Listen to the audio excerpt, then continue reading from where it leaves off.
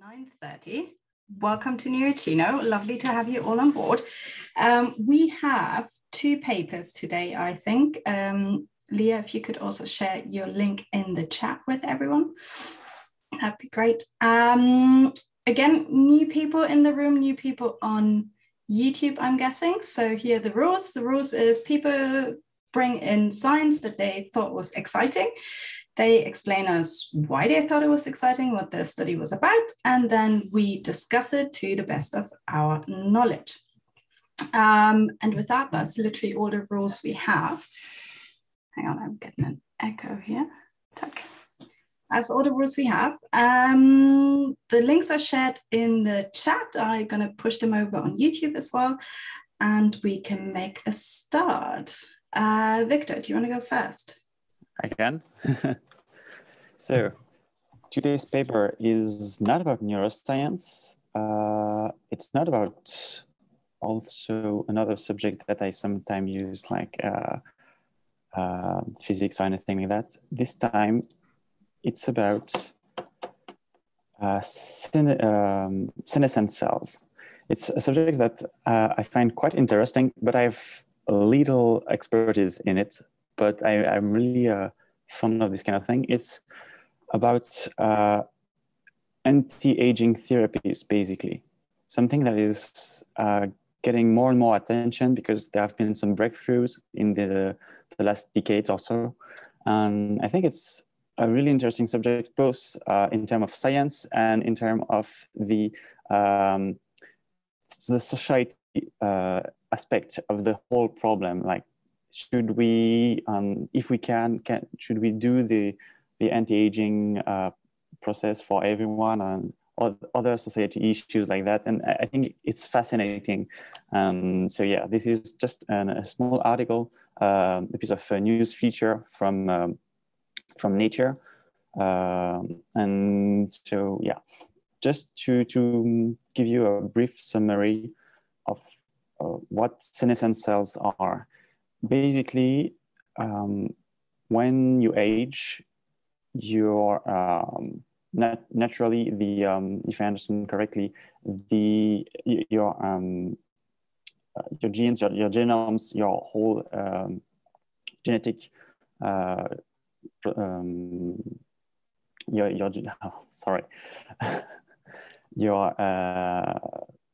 your genomes gets damaged along the way. At each replication, at each time a cell divide, it gets a little bit. Usually, it gets a little bit damaged and repaired, and sometimes not repaired well. And this leads to cells that do not function properly. And usually, these cells will basically suicide so that they don't damage the body. Sometimes they will become tumors, like cancer cells, and that's another problem. But there is a third option, is that they become senescent cells. Basically, these are cells that stops dividing, but and that do not work well in the environment, the tissue they are in, but they are not like becoming cancer cells. That's actually one of the hypothesis for this mechanism, the existence of this mechanism, is that these are cells that stop functioning properly, but there is something that prevents them from multiplying, so that they do not become cancer cells. It's something that is trying to prevent cancer, but still you have like some kind of zombie cells that are lingering in the tissue, and they are not harmless. They have some effects that is they have an arousing local inflammation and damaging effect on nearby cells, which in itself is pretty bad, because it's actually thought to be one of the main contributor to the process of aging. Why our tissues that are old are actually what we call old actually is. It's tissues with inflammations, with things that are not working properly, and that might be due in a great part to senescent cells in these tissues. So there have been a lot of effort to try to clear these senescent cells from the body. And there have been a lot of startups and different companies coming up with different treatments. And at first, it seemed to work well in the lab. And there was one company called Unity Biotechnology, I think, that went to clinical trial and managed to show at first some encouraging results, but in the end, the clinical trial did not manage to give good enough results to continue, and so they had to stop, which is too bad. Not just because it's a lot of effort that went wrong. It's more like it hurt the it hurt the whole field. They explain here because a lot of investors got cold feet when they saw that this kind of clinical trial can just fail on this kind of drugs, and so they a lot of startups had some problems with that. But now there are still a lot of effort going on this field, and they are taking a lot of different strategies to tackle the senescent problems. So the article is quite interesting because it's a good review of and well explained of a lot of different strategies that can be used. What they say here about the first treatment that was tested and that failed in the clinical trial is that for now it's very much try to clear senescent cells with a local delivery strategy, meaning they only try. It's not a systemic injection of a drug. It's something that is very localized because they are afraid that the product that the drug that they use can have some toxicity effect on non-senescent cells. So they need to focus on some specific part. Here, I think it was on the knee, the problems with with the knees. I don't remember exactly. And so yeah, there is an effort on some other teams to try to find a way to have a what they call a systemic therapy for senescent cell clearance, which is basically you just inject a drug and it only targets senescent cells and it clears everything. And it kind of reminds of the problem that we have with cancer cells, because it's hard to find a drug that will selectively target cancer cells and destroy them, or at least ask them to kill themselves. So it's a bit of the same problem, and they talk about this aspect in the article. But still, there is one big difference with the cancer treatments, is that with cancers, what you want to do is have a treatment that is like a shock treatment. It will be very strong. You have to destroy all the cells, because otherwise you will have problems with the tumor growing back and other kind of problems like this. So you have to be sure that you've got them all. Here with the senescent cells therapy, clearance therapy, you can have a much more gentle process, because you don't need to clear all the senescent cells. You just have to clear enough of them that it has an effect. And so it can be more gentle, more gradual. It doesn't need to be a shock treatment. And there is hope that this is something that might be might be easier to implement, but still there is a lot of. So the article goes on with a lot of different treatments and approach, and I won't tell you all about them all, but they are.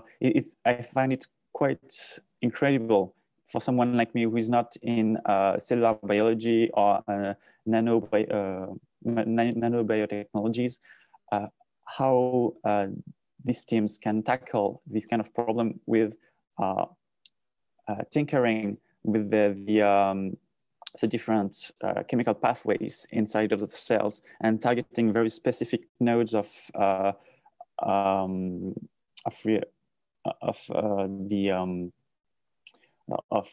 the chemical reactions inside those cells and everything. And it's quite outstanding, all the different ways we have today to target very specific paths. And well, I'm sure that the article oversimplifies some things because there are a lot of work behind it, but still to be able to do all of this is quite incredible. So yes, I'll just finish by telling that the article, I really recommend it if you want to have a broad understanding of where we are right now with the senescent cell clearance therapy, because it reads really well. It gives you a good understanding of the whole field. Thank you, Victor. There is a lot of things I like about this article, starting with one of the youngest people in the room talking about de-aging. And then I bet you get excited about it because of the zombie cells. That sounds like your thing. Honestly, not really. Really? No, I'm really excited about the de-aging process at all. I'm kind of a fan of science fiction, and this is something that is very it's a recurrent theme in science fiction about de-aging and rejuvenation and stuff like that, and quite understandably it's a thing also in a lot of it's always been a theme in when you think about magic and about the legends, even like way past. There was the quest for eternal life by even by different non-existing characters, but also if you go to China, by the emperors were always trying to find a way to get immortal through different weird chemicals and drinking mercury or stuff like that. Obviously, it didn't work, but still, it's been part of the human psyche for quite a long time to defeat death, to defeat aging, to stay young. And I think that what we are seeing right now, like in the last decade, is something that is incredible, because we have at last something that might lead to, if not eternal youth or anything, at least removing the natural barriers that we have in the age that we can reach, and also just even in the case, for example, where these therapies do not increase our lifespan, one thing that will happen with these, if they work, is that it will increase our health span, what we call the health span. This is the time we spend in good health right now, because a lot of time nowadays in developed countries, we live older and older, but we also spend a lot of these parts of our life with diseases, with troubles, with aging troubles, aging-related troubles and disease. And this kind of thing, it's a hope to increase this health span that I was talking about, and to improve the life of a lot of people. One question I got for you before I open up to the floor is, on one of the pages, the peptide paragraph, it was talking about someone self-injecting it and documenting it online. What's the outcome? Oh, I didn't check. Sorry. Okay. It was something that I wanted to check, but I forgot. But I really wanted to see that. Since they are not saying anything bad happened, I kind of guess that the guy is all right and that nothing much is visible. But And anyway, it's one person with all the problem that you can have with a one-person study, where you have like confirmation bias and stuff like that. So I'm not sure of the real scientific interest of this kind of thing, but I mean, I'll check it out.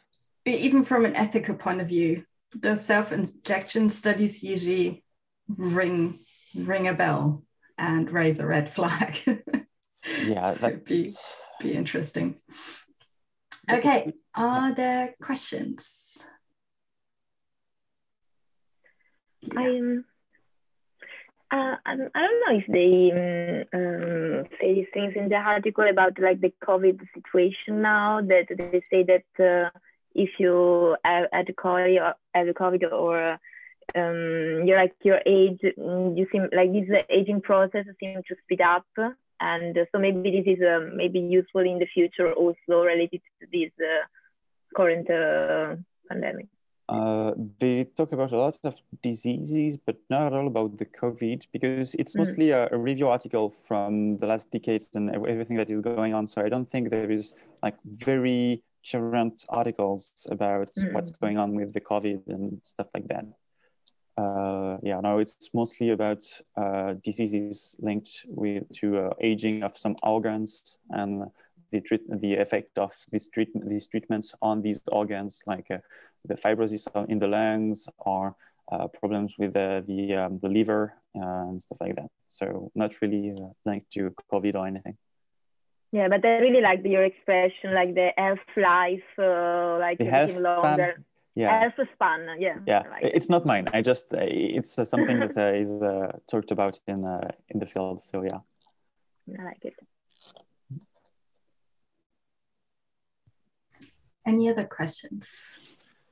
Yeah, if I may. It's not really a question, but more a comment. What you mentioned about the startups, I think it's a very big problem with science, because a lot of also a lot in neuroscience.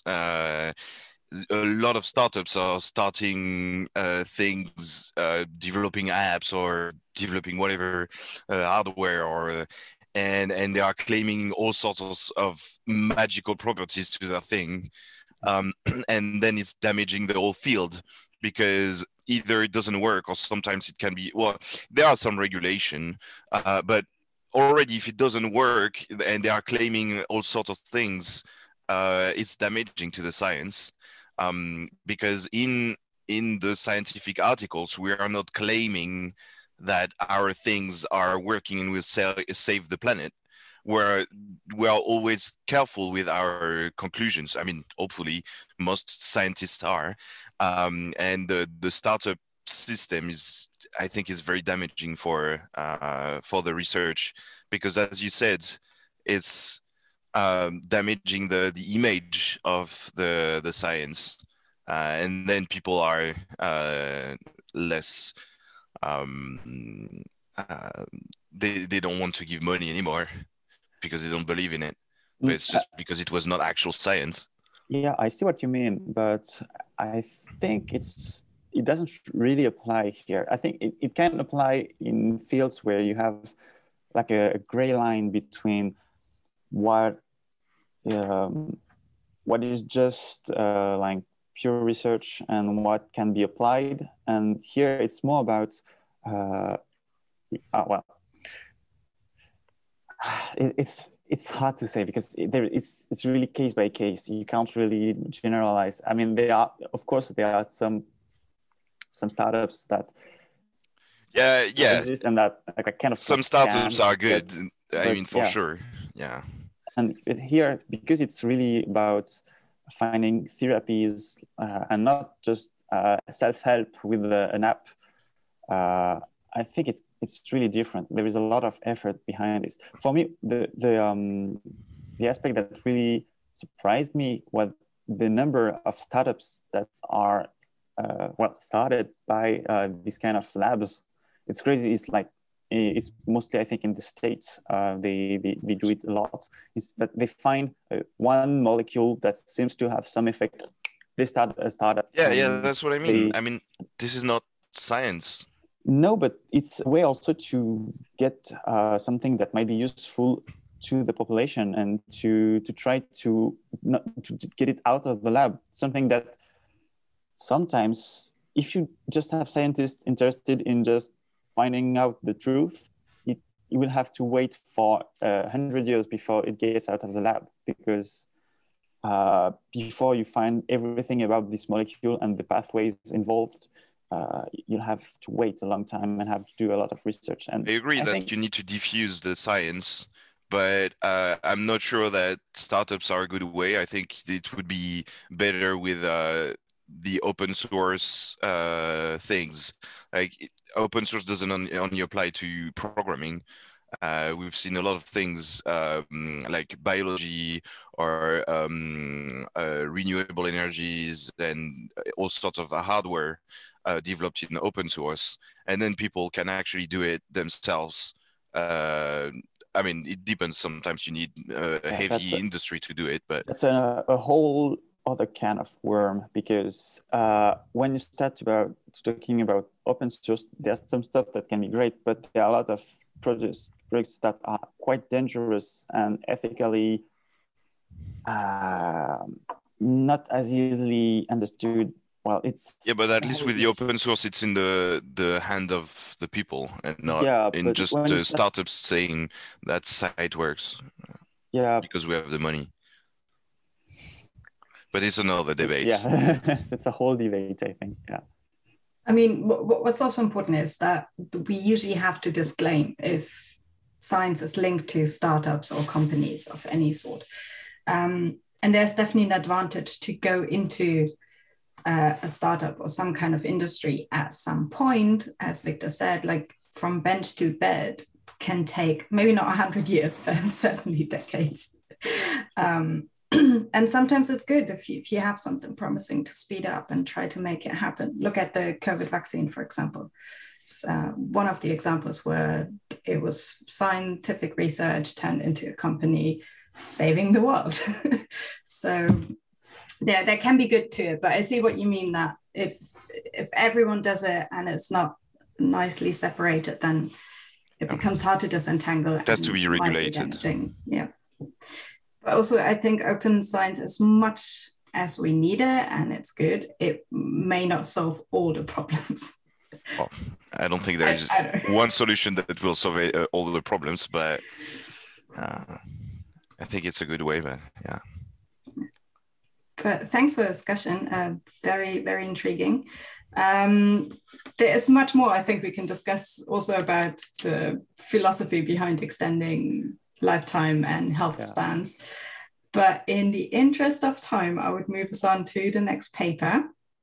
Thank you very much, Victor and Chris, for the discussion.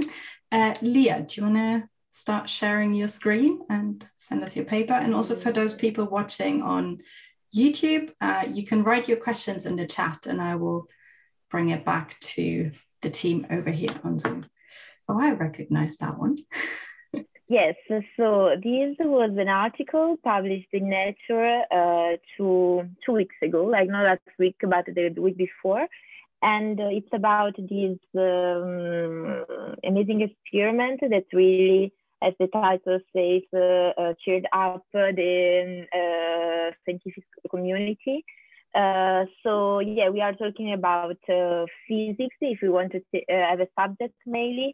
But as you can see from the name of the experiment G-2, G is the gyromagnetic moment that we know in magnetic resonance, and we use it.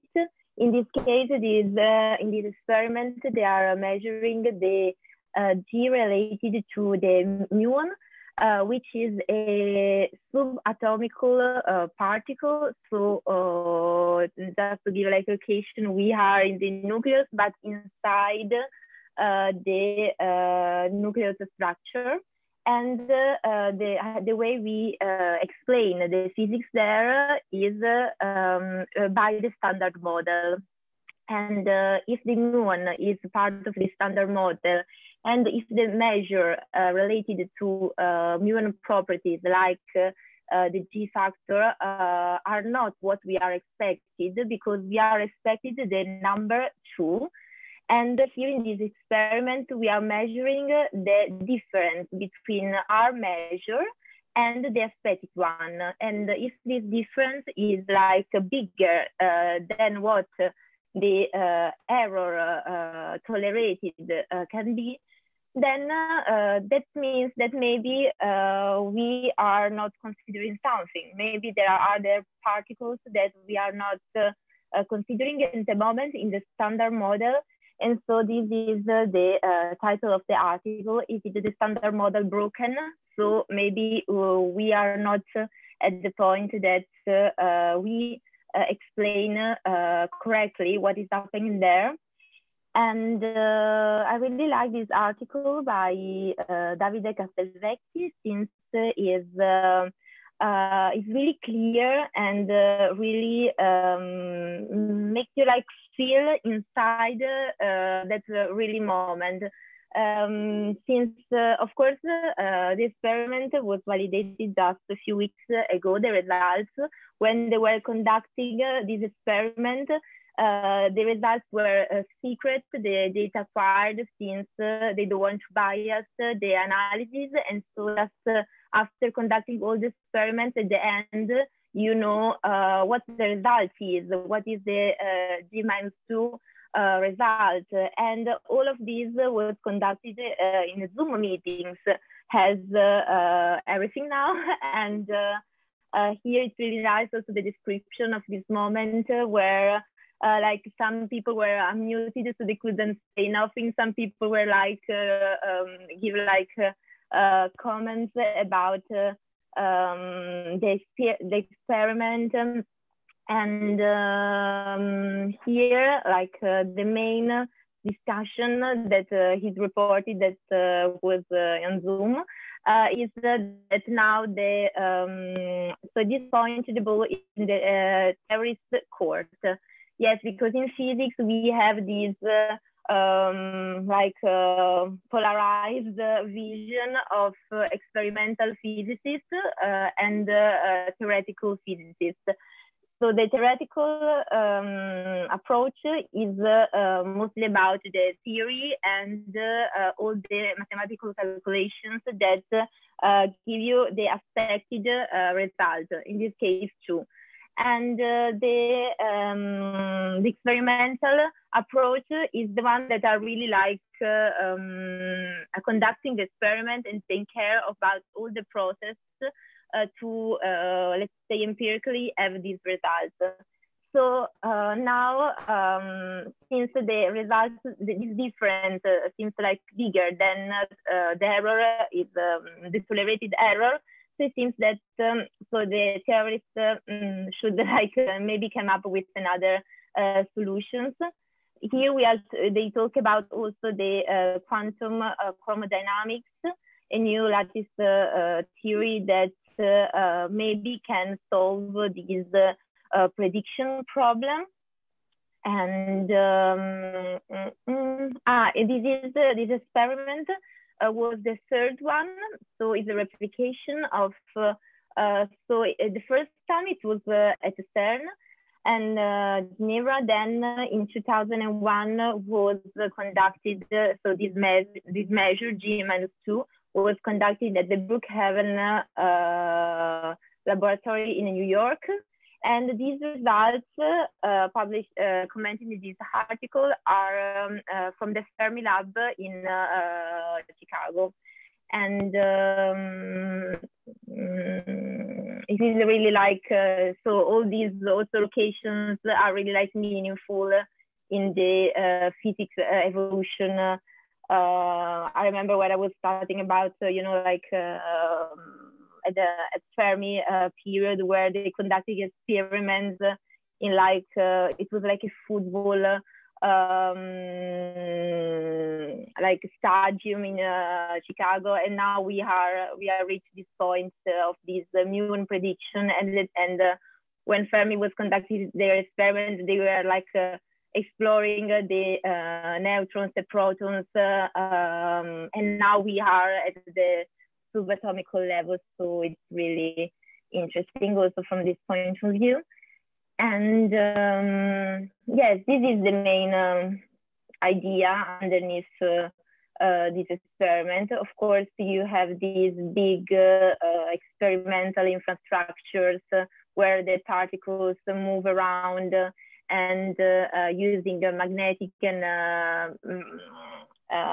fields, you are trying to measure the behavior, the trajectory of these particles, and then of course, if these predictions doesn't fit the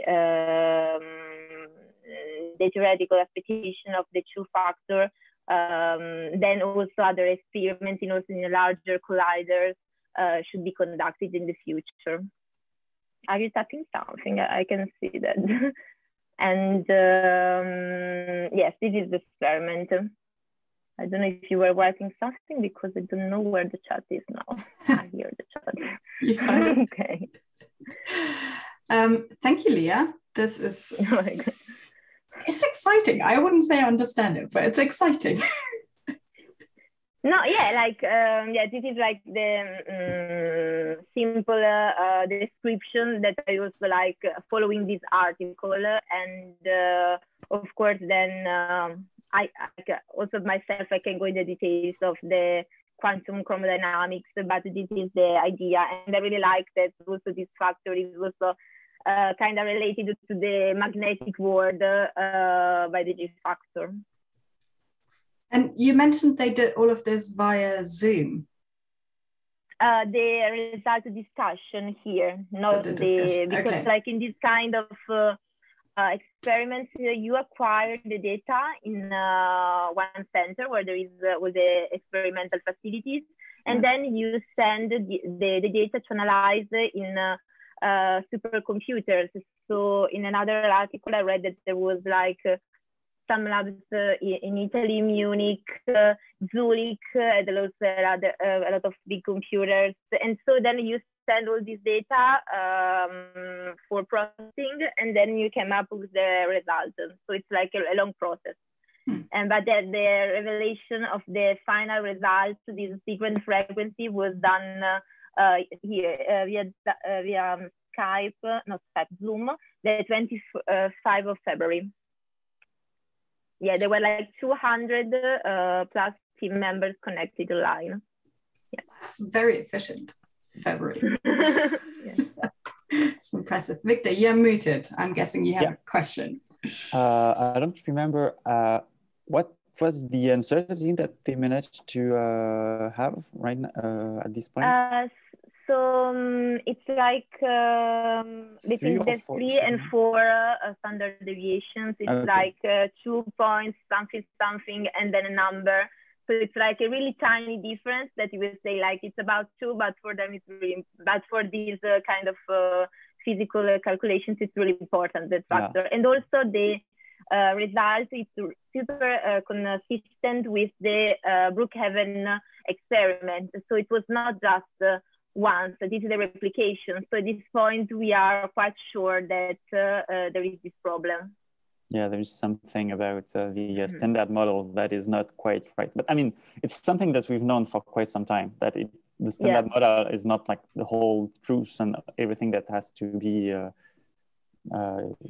everything can be described by it. But it's great that we have like something new here that we can try to understand and to find a way to expand the standard model. And I think that there are already some kind of ways to, well, different ways people are trying to expand it. Like, for example, adding new particles and forces to the standard model. But for me, it's quite incredible that we managed to reach this stage of fitting into the way the matter of the universe works. But at the same time, every time we manage to go a little bit deeper, finding everything that is related to this tiny thing that is deeper is harder and harder. And I wonder if at some point we'll just reach a point where we say, okay, we see that our results are not that great. I mean, they are super good in this case and in this case, but here we see that it doesn't work, but there is no way for us to know what's going on. And I fear at some point we might reach this point, and I hope it's not quite, we are not quite there yet, but yeah. Yeah, there's always these uncertainty problems, like the famous Schrödinger box, and and when you do a measure, you are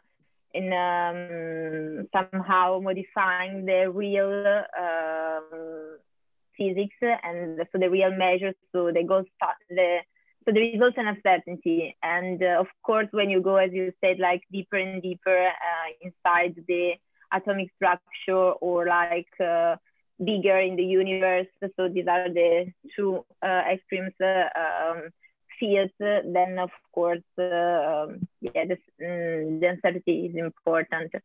And also I found, as you said, the standard model was putting first together in 1970, so it's almost 50 years that is passing all these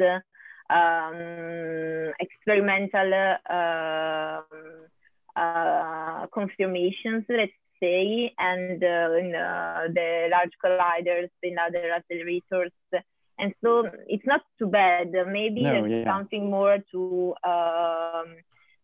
explain. For example, like the neutrins, then they were adding to explain that little bit of mass variation. And maybe so we need something like that, other leptons, I would say. And but yeah, I'm not like an expert.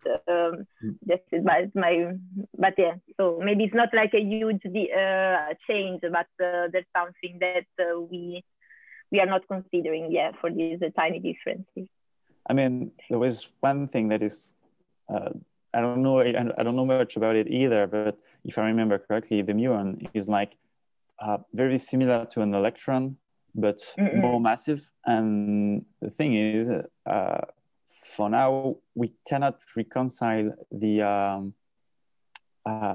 theory of gravitation, of gravity, of Einstein's theory of gravity with quantum physics and anything in between. So it's there is clearly something wrong here, and so I wonder if it might be related to that, or if we can still keep them, the two theories, separate and still have some good predictions about the outcome of each theory. So, well, I'm guessing that in the next decade or so, we might have more answers about that. But they are already planning to maybe create an even bigger hadron collider, like the CERN. You know about the one that is in Switzerland, and that is I think 27 kilometers.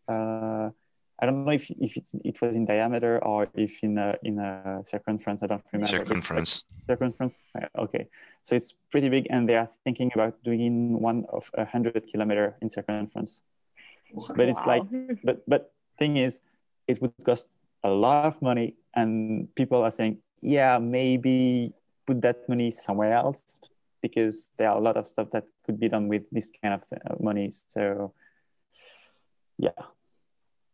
Yes, a lot of resources you need for this kind of experiments. And also, as you were saying, there is also this discrepancy between the theories and the experimental measures, because you can try to find all the elegance and explain this connection between the infinitive bigger, infinitive smaller, but then you kind of have to measure that. And then you need these big facilities, and it's expensive, yes. Right. Any more questions for Leah? If I can, isn't there another experiment on the muons in the LHC at CERN? Because I just followed this thing about the muons on YouTube and Science News. And some of them were talking about another experiment at CERN having similar results, but it's a slightly different experiment, but it's on the same problem. So like the first G-2 experiment was conducted at CERN, but you have to find the exactly date. And also, yeah, at CERN they are conducting, I guess, a lot of experiments also about Muon. So maybe they were discussing something like that on YouTube. I don't know. I was able to find the date of the other. I mean, you already said that in Brookhaven. Yeah, so the CERN one was in 1959. So it was like, yeah, maybe they were referring to another experiment at CERN now. I mean, already if it's in two different labs, it's super encouraging. They don't have the it's 5 sigma that they need, 5 standard deviation to be significant for the physicists. Yeah, yes, more than 3, I guess, but yeah. Yeah, so it's super encouraging. Hopefully, yes, they were. I'm super excited about it. Okay, yeah, in the comments that they were saying that yes, there is this great consistency between the experiments. So if also the replication is it's so precise, so maybe we are into something here. That would be so cool. Like, well, people are talking about a new force and stuff like that.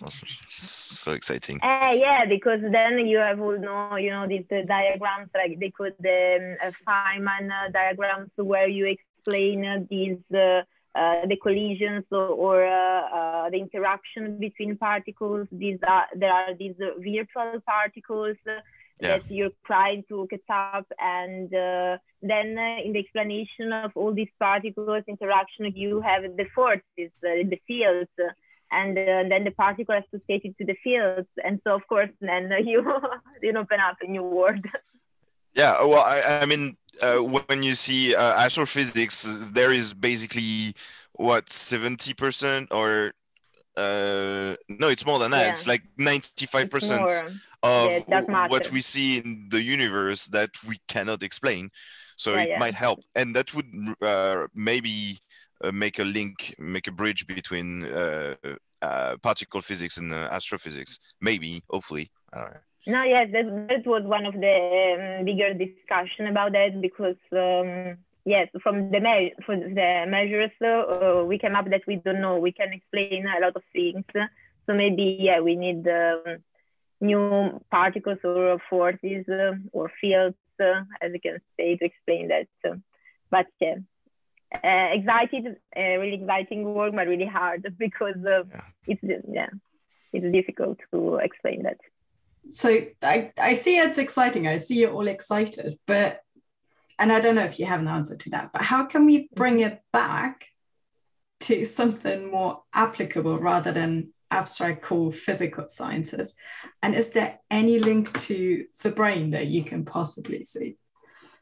No. Yeah, this is what I was trying to explain, that the magnetic resonance is based on the gyromagnetic moment of protons, and then if you know if there is other for example moments, features, if you explain how that works, then you can use it.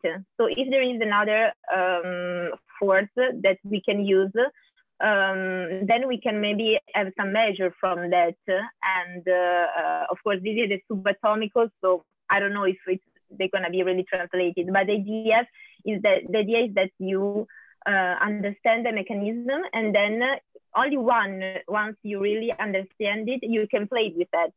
Let's think about electromagnetic fields. At the beginning, there were just these measures between like I don't know the word in English, but there were like these really basic science experiments, and then they are changing the world using like telecommunication and everything. So this is the idea. Also, when the Fermi was conducting his experiments, there was not the magnetic resonance yet. They didn't know how the nucleus was made. and then after learning that, you then can use it in normal like medical applications, or so that is the idea behind that. You first focus on trying to understand what is going on, and then you play with that. But before, you have to understand it. Of course. Victor, you shook your head when I asked a question and you unmuted. Yeah, because so for me, it's far from something that we can really apply. I think because the main difference with the example that Leah talked about is that before it was more about, we didn't know how things worked, but we could see them at work in the environment and everything, but we had no theories to explain it, so we could not use them, basically. And then when we understood it, we were able to better use them and create specific tools to use them. But here we are talking about something that we didn't even knew existed, because it's so tiny, so small, that it's something that I doubt is that we can use it really, unless it completely revolutionizes everything that we know about how reality works, and then we can find something completely new. But I think it's unlikely.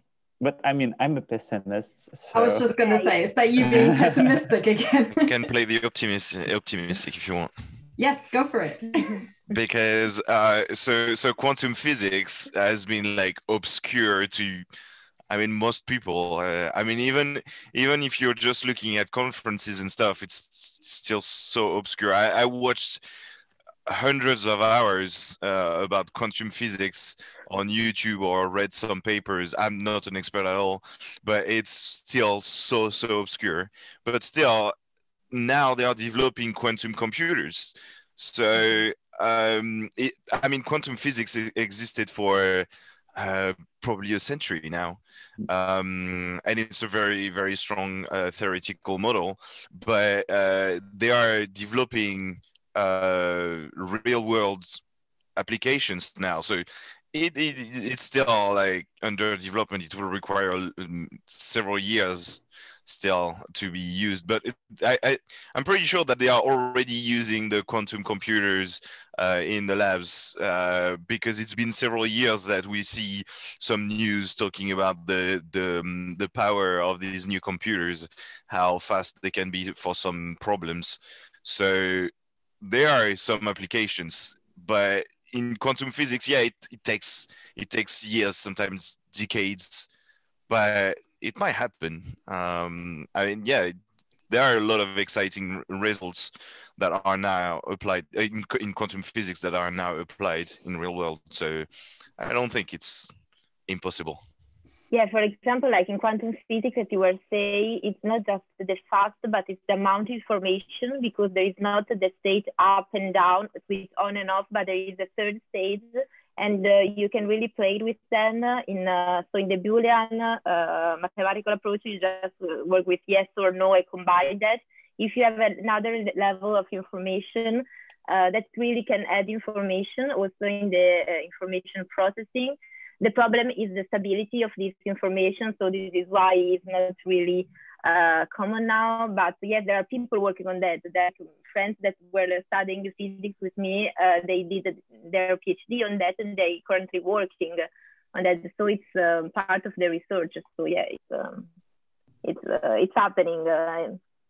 And for these things, I think that you can't really, so we are trying to plan everything in physics, but sometimes there's this, wow, the big result that you didn't expect, it changed everything. So you don't know, actually. You have tried to keep trying, and then, of course, with all the rigorous approach, the methodological approach, but you can't really predict the big discoveries that will change the world. So the important is keep trying, to me. It's not just physics, Leah, it's all of science, that you carefully plan your experiments, and then the actual world-changing results are the ones that you didn't consider. That just happened on the side. It's a thing. Victor, you had a question. Oh, no. So I was waving to Valentina that was leaving. Ah, okay. Are there any more questions, comments, points of discussion? No? Everyone happy? Great. Well, thanks for those exciting papers, completely out of my comfort zone. Definitely learned something today. So thank you. Thanks for the many discussions and the pessimistic and the optimistic viewpoints. Very much appreciated. And with that, thank you so much for coming today. And we see you next Monday at 9:30. Have a good week. See you. Bye. Bye.